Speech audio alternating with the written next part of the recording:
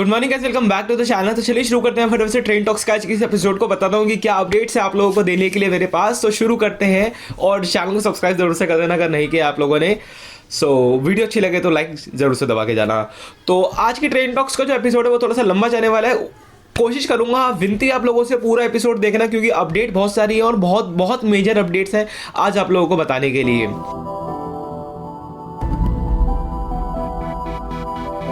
दोस्तों यहाँ पे रेलवेज एक नई टाइप की कंप्यूटर टिकट चेकिंग सिस्टम को लेकर आ रहा है जो कि पटना राजधानी में ऑलरेडी स्टार्ट भी कर दिया गया है फ्राइडे से। इसके अंदर होगा क्या कि जो टिकट चेकिंग है और जो बर्थ अलॉटमेंट है ये काम कंप्यूटराइज्ड होगा।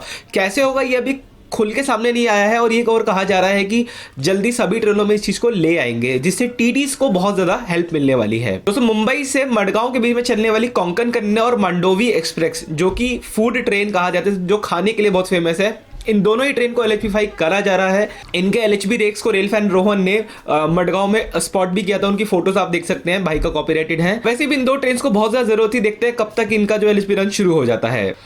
दोस्तों यहाँ पे ट्रेन 18 के 10 रूट्स को फाइनलाइज कर लिया गया है। यहाँ पे आईसीएफ को डेडलाइन दे दी गई है 2020 तक की। उसको ये कहा गया है कि 2020 से पहले पहले इन सभी ट्रेनों को ऑपरेशनल करना है, मतलब इन सभी रूट्स के ऊपर ट्रेन को चलाना है। रेलवे बोर्ड की रीसेंट मीटिंग के अंदर इन रूट्स को फाइनलाइज किया गया है, जिसमें सबसे पहला रूट, देखो नो ऑफेंस, मैं अभी भी कह रहा हूँ, मुझे अभी भी कोई ऑफिशियल इन्फॉर्मेशन नहीं मिली है कि फर्स्ट रूट कौन सा होगा, लेकिन इस डॉक्यूमेंट के अंदर लिखा हुआ था कि पहला रूट रहेगा न्यू दिल्ली भोपाल, दूसरा रहेगा वाराणसी, तीसरा जाएगा कालका तक और फोर्थ रहेगा देहरादून।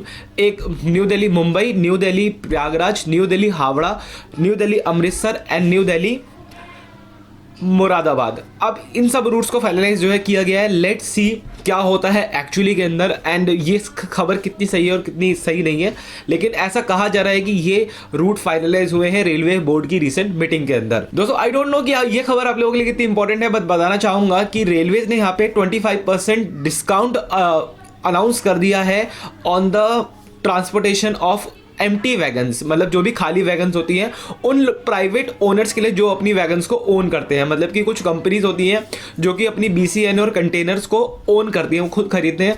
तो होता क्या है कि जब उनका सामान, मान लीजिए उनका सामान दिल्ली से मुंबई जा रहा है, तो जब वो खाली मुंबई से वापसी आता है तो भी उनको उसकी पूरी कॉस्ट पे करनी पड़ती है। उस पूरी रिटर्न कॉस्ट के ऊपर जो एम्प्टी वैगन्स आ रही हैं वहाँ पर 25% का रेलवे जो है डिस्काउंट इशू कर रहा है, which is again a very good thing. थोड़ा इंपोर्ट को बढ़ाया जा रहा है और ये जो डिस्काउंट है सिर्फ इंपोर्ट पे दिया जा रहा है, एक्सपोर्ट पे नहीं दिया जा रहा है। तो स्टैच्यू ऑफ यूनिटी पहुंचना अब और भी आसान हो जाएगा हम लोगों के लिए। किस तरीके से हो जाएगा, एक रेलवे स्टेशन का शिलान्यास किया गया जा रहा है आज 15 तारीख को ही। केवादिया करके एक रेलवे स्टेशन है जो कि एक रिमोट टाउन है। अब ये जो रेलवे स्टेशन बनाया जा रहा है ये इसलिए बनाया जा रहा है ताकि आप स्टैच्यू ऑफ यूनिटी तक आराम से पहुंच सके।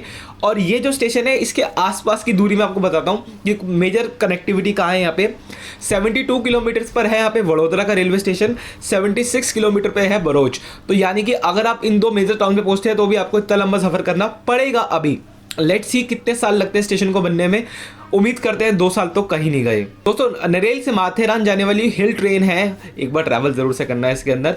अब आप लोग इसको लगभग 95,000 रुपये, 95,000 रुपीज देकर के कंप्लीट ट्रेन को बुक कर सकते हैं। 100 पैसेंजर की कैपेसिटी है इसके अंदर 3 सेकंड क्लास डब्बे हैं, एक फर्स्ट क्लास डब्बा है। सुबह मॉर्निंग में ट्रेन डिपार्ट चलेगी, इवनिंग में वापसी आएगी। अगर आप एक बड़े ग्रुप में ट्रैवल कर रहे हैं 101 लोग होंगे तो आप इस तरीके से प्रोसीजर फॉलो कर सकते हैं।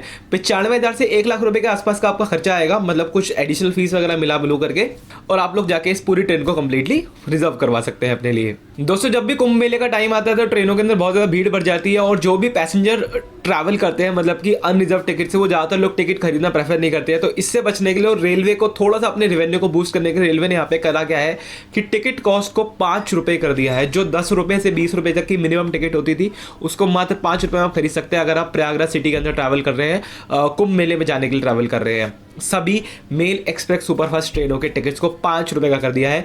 ये सिर्फ अनरिजर्व टिकट प्राइस है, ऐसा मत समझना कि स्लीपर की टिकट 5 रुपये में होगी, ठीक है। तो लेट्स सी, और आप लोगों से, और रेलवे ने सभी लोगों से विनती करी है कि कृपया करके टिकट्स को लें, क्योंकि अगर आप टिकट्स लेंगे तो अल्टीमेटली आप रेलवे को बेनिफिट पहुंचा रहे हैं और रेलवेज के पास अगर बेनिफिट आएगा तो अल्टीमेटली वो आपको बेनिफिट पहुंचाएगा। दोस्तों आज के ट्रेन टॉक्स के एपिसोड में इतना ही, मिलते हैं दूसरी वीडियो में। तब तक जुड़े हमारे चैनल के साथ, लाइक कर इस वीडियो को आपको पसंद आई है और चैनल को सब्सक्राइब करना बिल्कुल न भूलें। शुभम कुमार सैनी का Friday. Thank you, thanks for watching, have a nice day, bye bye.